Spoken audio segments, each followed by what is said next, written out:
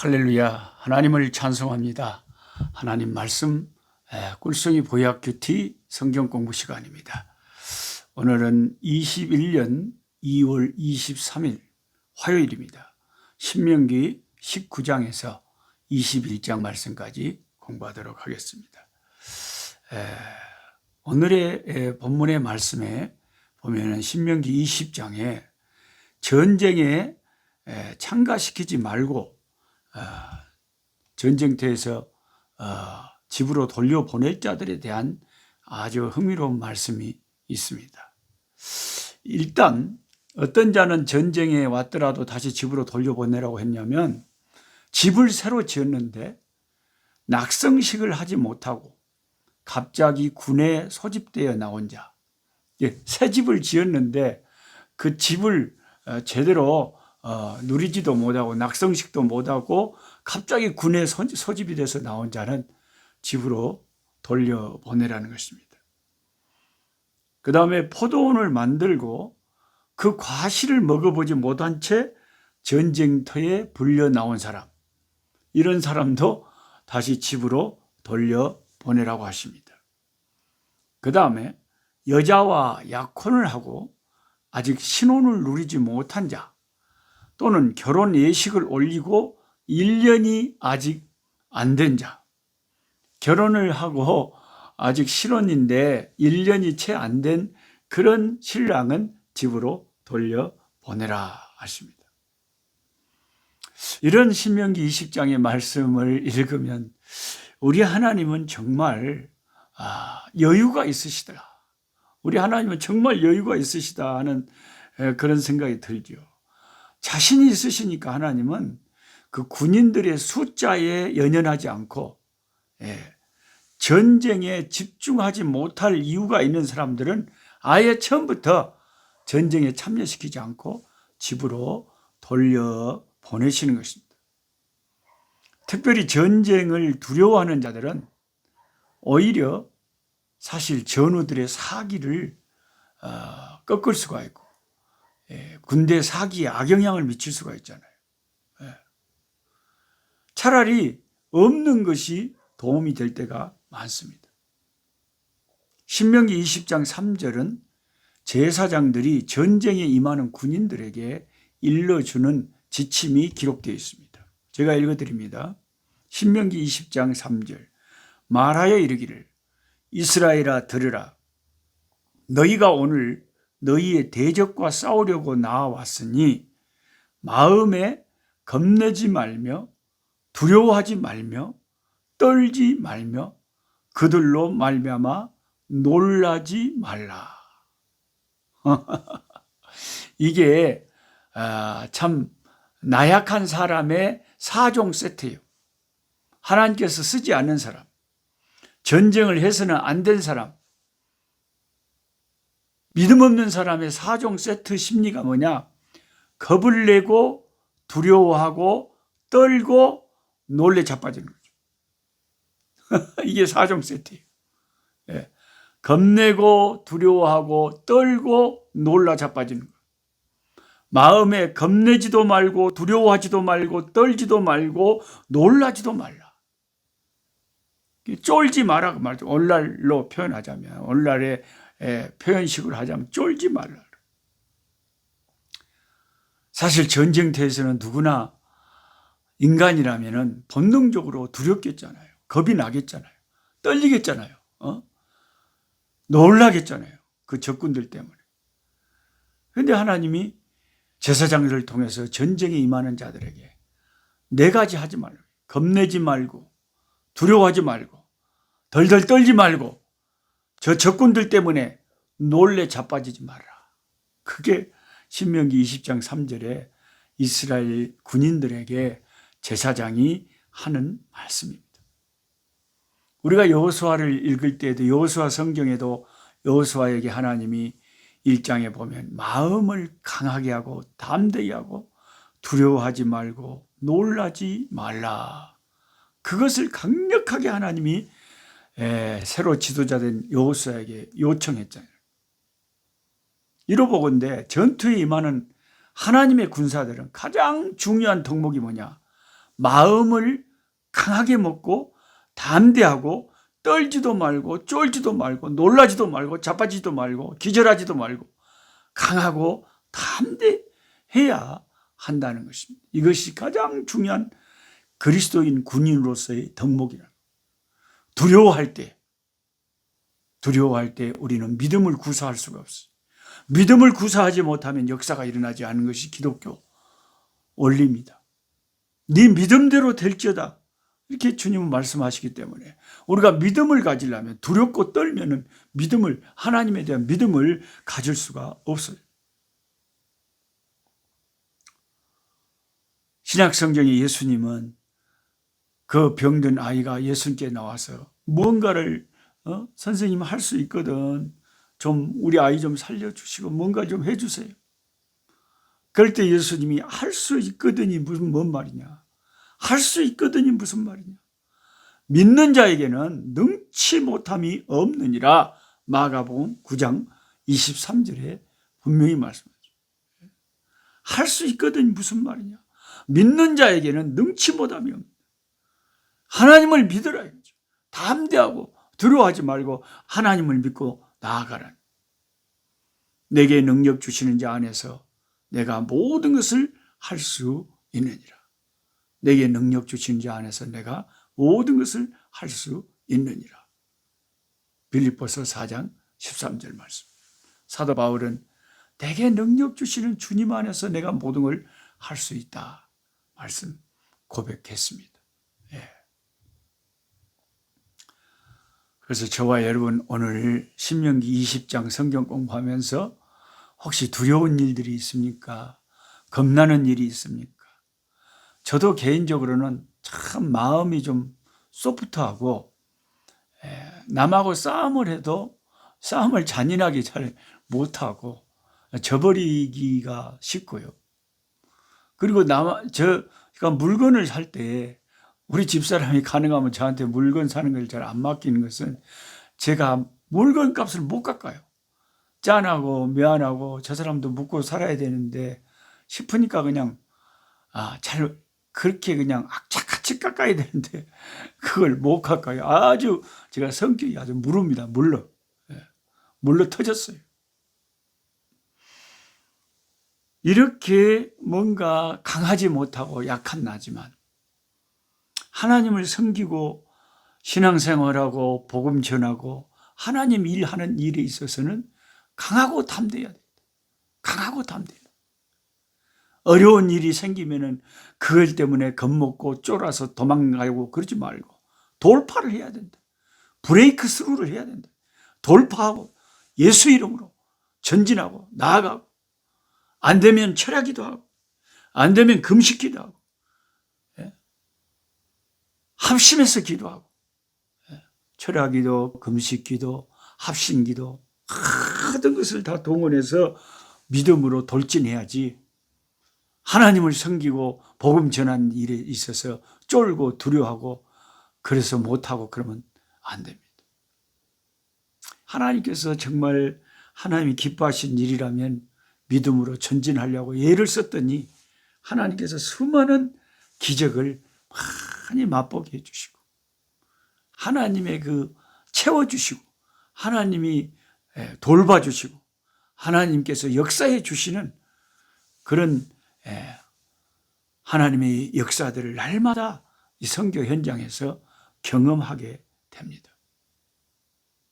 계산기만 두들기고 아이고 안 되겠네 하고 하나님 기뻐하는 일 안 하면요, 우리가 무슨 일을 할 수 있겠습니까? 하나님은 믿음으로 행하는 걸 좋아하는데 하나님께서 도와주실 것을 바라보고 하나님이 기뻐하는 일이라면 나아가야 될 줄 믿습니다. 물론 힘들고 어렵죠.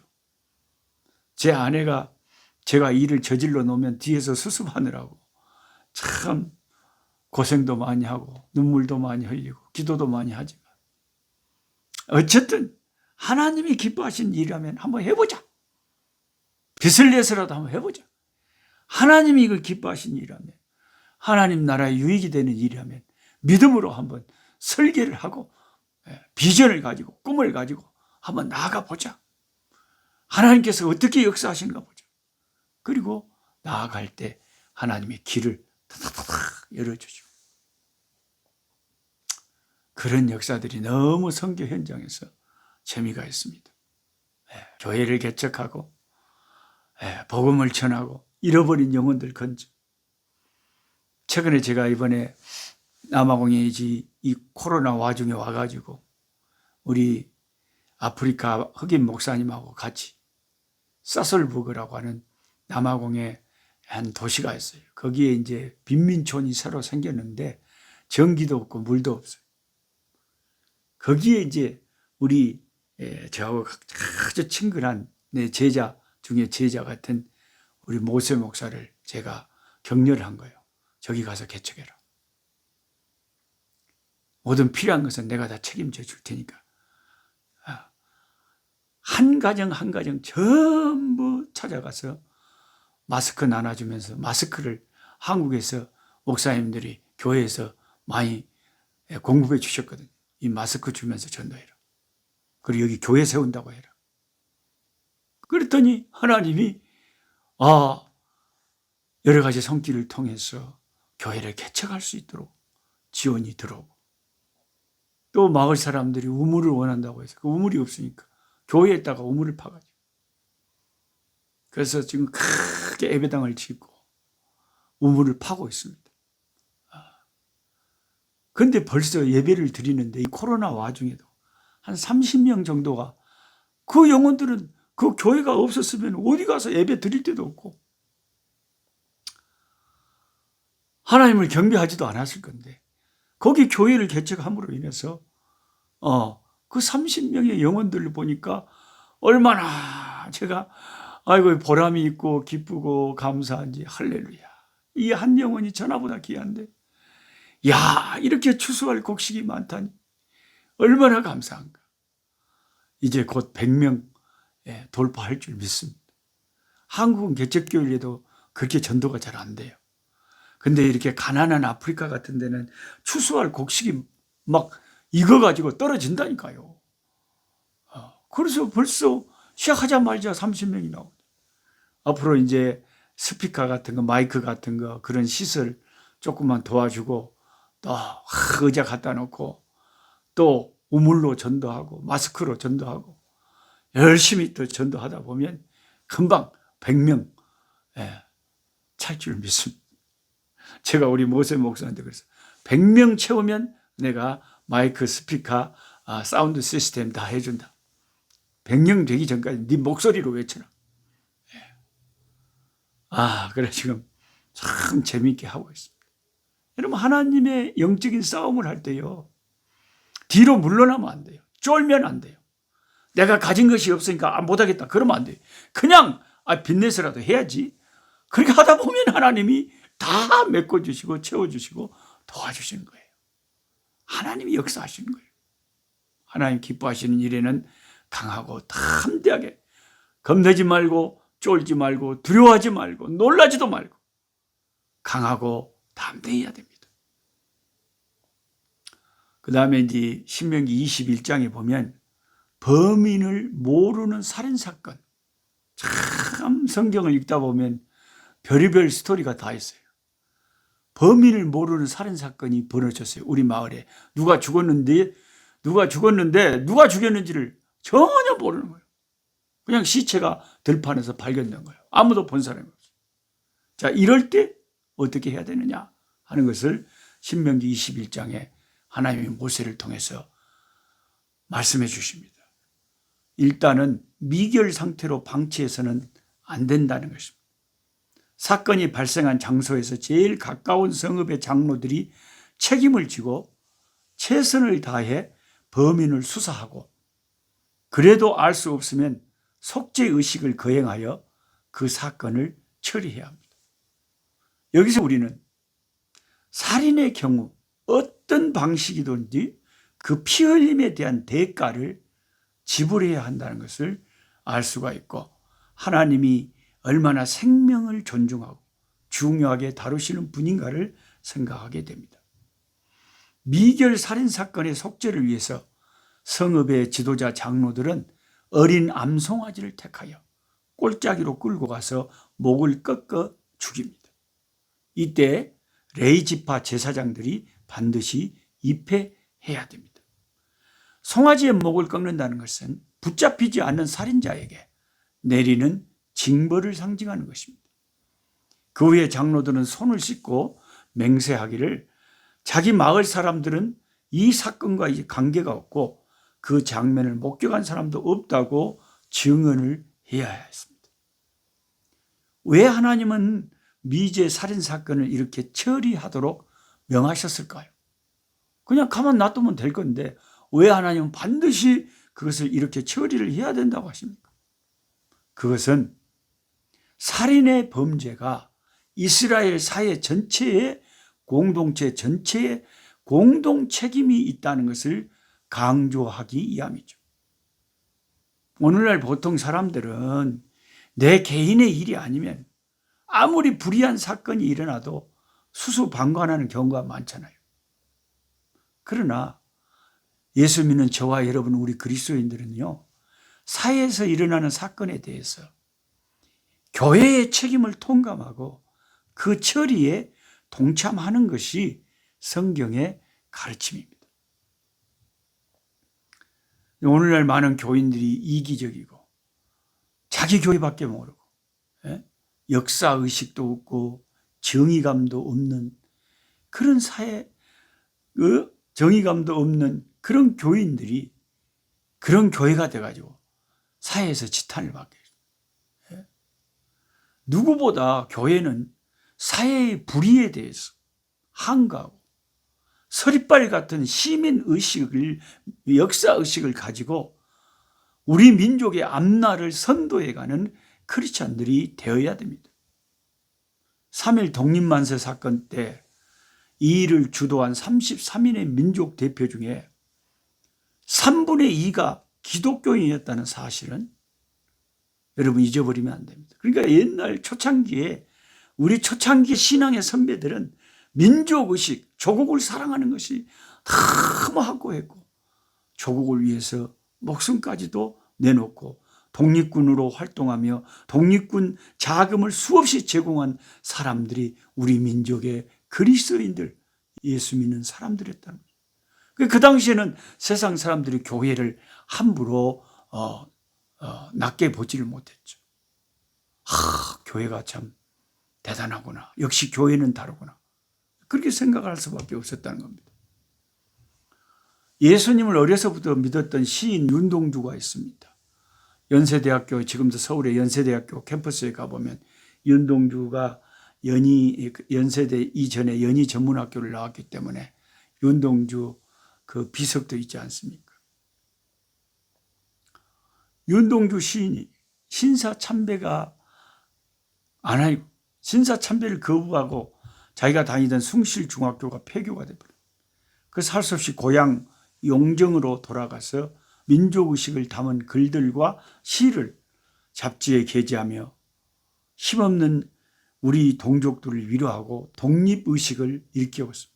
예수 믿는 사람은 어려서부터 예수 믿는 이 청년은 벌써 다른 거죠.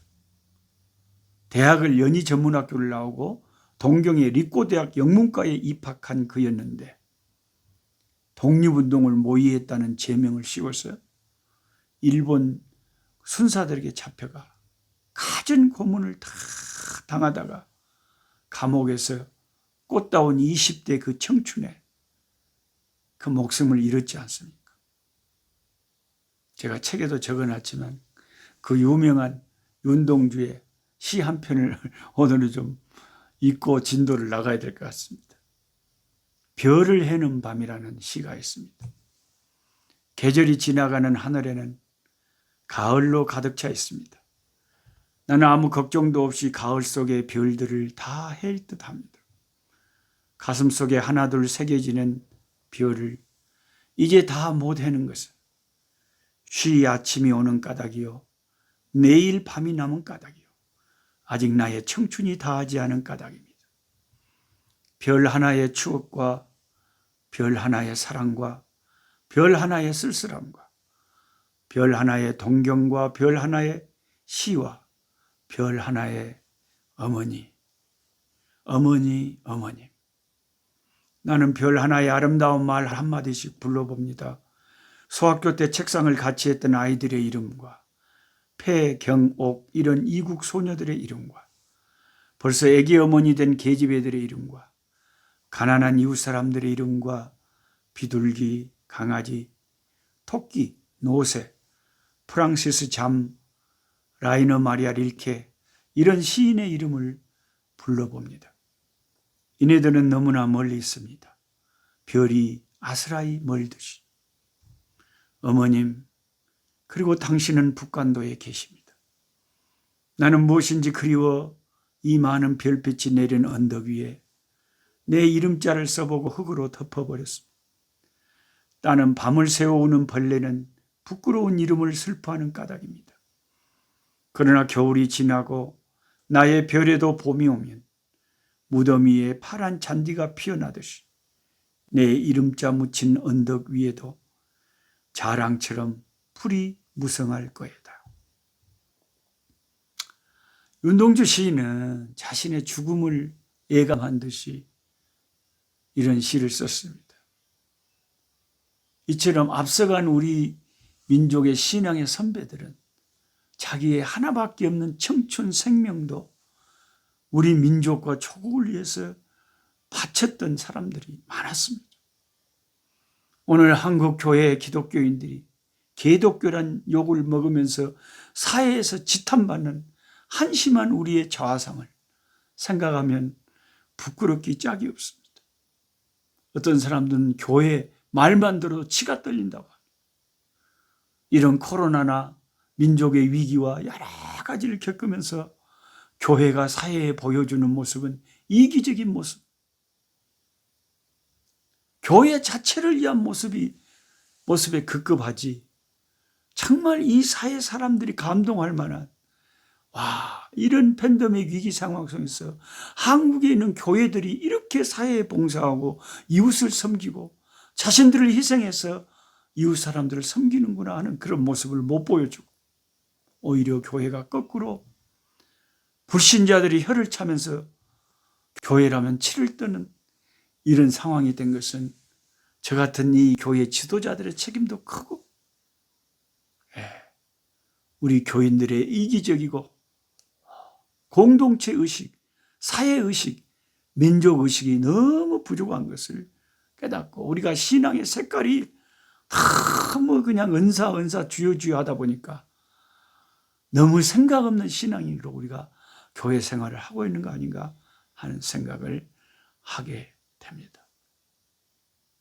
그 다음에 마지막 세 번째로 신명기 21장 23절에 그 시체를 나무에 밤새도록 두지 말고 당일에 장사하여 내 하나님 여호와께서 내게 기업으로 주시는 땅을 더럽히지 말라. 나무에 달린 자는 하나님께 저주를 받았음이니라. 그 당시에 아주 극악한 죄를 지었을 때 그 시체를 나무에 매달아 둠으로써 수치와 저주를 백성들에게 특별한 교훈을 하는 경우가 있었습니다. 여호수아 8장 29절 같은 데 나오죠. 근데 그럴 경우라도 밤새 시체를 나무 위에 버려두지 말고 나무에서 내려서 한번 달아놨더라도 땅에 묻어주라는 것이 하나의 명령입니다. 왜냐하면 나무에 달려있는 시체는 저주를 받은 상징이라는 것입니다. 이 신명기의 이 말씀을 여러분 우리가 읽으면 신명기 21장 23절을 읽으면서 나무에 달린 자가 저주를 받은 것이라는 이 말씀을 읽으면서 나무에 달려 죽으신 십자가에 달려 죽으신 우리는 예수님을 생각하게 되는 것입니다. 그러니까 예수님의 십자가의 죽으심은 정말 저주스러운 죽음이라는 거죠. 저와 여러분이 지은 죄 때문에 우리가 받아야 될 지옥의 저주를, 죄악의 심판의 저주를 예수님이 나무 위에 달리셔서 대신 받으신 거라는 것을 우리가 오늘 깨달아야 되겠습니다. 웬일인가 날 위하여 주 돌아가셨나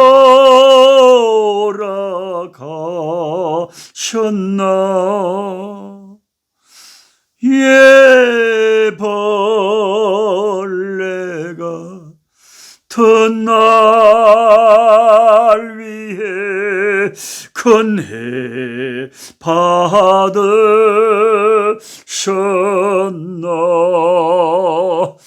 나 십자가 생각하면 주님의 고마워 내 얼굴 감에 못 들고 눈물 흘리도다. 주 십자가 달리실 때 그 해도 비딜고. 오 주님, 웬 말인가 날 위하여 주님 돌아가시고 나무에 달린 자마다 저주를 받았음이라고 성경이 말하는데, 내가 받을 저주를 아무 죄 없으신 예수님이 날 대신해서 십자가의 그 저주를 받으시고 나를 저주와 지옥의 심판에서 건져내시고 구원해 주신 우리 주 예수 그리스도, 우리 주님께 영광과 감사와 찬양과 존귀를 돌려드리기를 원합니다. 하나님 아버지, 감사합니다. 감사합니다. 나무에 달린 자마다 저주를 받은 자라고 했는데 예수님이 나 대신 나무에 달리셨어요. 죽으시고 내가 받아야 될 지옥의 형벌, 내가 받아야 될 죄악의 수치, 내가 받아야 될 아버지 이 죄악의 저주를 예수님이 대신 받으시고 나를 그 보혈로 감싸주시니, 나를 그 보혈로 덮어주시니, 할렐루야. 주여 감사 감사 영광 주께 돌립니다. 주님의 그 은혜로 내가 구원받았음을 고백합니다. 아버지 하나님, 범인을 알지 못하는 살인사건이 벌어졌을 때 그것을 절대로 모르는 채 방치해서는 안 된다고 했습니다. 온 마을 사람들과 지도자들이 일어나서 반드시 그 문제를 해결해야 된다고 했습니다. 아버지, 한국 교회가 한국 사회의 공동체적인 역할을 할 수 있게 도와주시고 우리 교회만 잘 되면 된다는 그런 아버지 얄팍한 이기적인 아버지 그런 낮은 수준의 의식에서 민족을 책임지고 민족을 섬기는 교회로 성숙해 갈 수 있도록 주여 역사하시고 아버지 하나님 인도해 주시옵소서. 불신자들에게 손가락질 당하는 그런 기독교인들이 없어지도록 주여 도와 주시옵소서. 정치에 휩쓸려 돌아다니느라고 사람들에게 요거도 먹는지도 모르는 어리석은 교인들이 없도록 주여 도와 주시옵소서. 하나님 아버지, 전쟁에 참여하지 못할 자들, 하나님 두려워하는 자들, 세상에 얽매여 있는 자들, 전투에 집중하지 못할 자들은 아예 처음부터 전투에 참여하지 말라고 했습니다. 하나님이 영적인 전쟁에 참여하고 있는 저희들 오늘 또 담대하게 겁먹고 두려워하고 놀라지 않게 하여 주시고 마음을 강하게 하고 담대히 하며 이 영적 싸움에서 아버지 주님 의지하고 믿음으로 담대하게 싸우는 용감한 군사들이 되게 도와주시옵소서. 우리 구주 예수님의 이름으로 기도하옵나이다. 아멘. 약한 자 힘주시고 강한 자 바르게 주 환자 정택함이 주님의 뜻이라. 해 아래 압박 있는 곳 주 거기 계셔서 그 팔로 막아 주시어 정의가 선하